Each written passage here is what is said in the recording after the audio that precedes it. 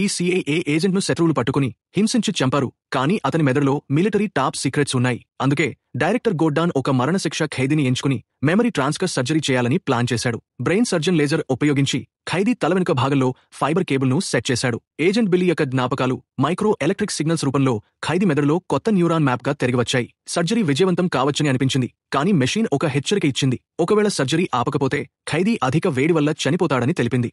Director Gordon surgery కొనసాగాల్సిందే అని అన్నాడు.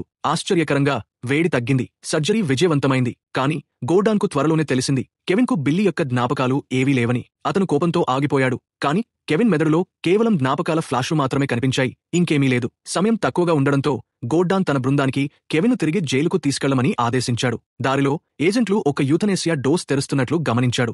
ఇంత రహస్యమైన మిషన్లో వారు ఎట్టి పరిస్థితుల్లో సాక్ష్యాధారాలను బతికించి ఉంచరు. కెవిన్ యొక్క తెలివి వేగంగా పనిచేసింది. అతను డోర్పై ఒక క్రోమ్ స్ట్రిప్ను గమనించాడు. ముందు సీటులో ఉన్నవారు చూడనప్పుడు అతను నోటితో నిశ్శబ్దంగా మెటల్ స్ట్రిప్ను తీసేశాడు. డ్రైవర్ చివరకు ఏదో తప్పు జరిగిందని గమనించినప్పుడు కెవిన్ పూర్తిగా ప్రశాంతంగా ఉన్నాడు.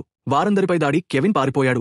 వేరే కార్ దొంగలించి డ్రైవ్ చేస్తూ బయట రంగురంగుల ప్రపంచాన్ని చూస్తూ కెవిన్ ఒక చిన్న పిల్లవాడిలా సంతోషంగా ఉన్నాడు. కానీ అకస్మాత్తుగా అతనికి చెందని జ్ఞాపకాలు మెరవడం ప్రారంభించాయి. మెమరీ ఇంప్లాంట్ పనిచేయడం ప్రారంభించింది. ఆ జ్ఞాపకాల్లో అతను బిల్లీ భార్యను, అతని ఇంటి చిరునామాను మరియు అతని ఫ్రంట్ డోర్ కోడ్ను కూడా చూశాడు. అప్పుడే అతని మనసులో ఒక దుర్మార్గమైన ఆలోచన వచ్చింది. Movie name criminal.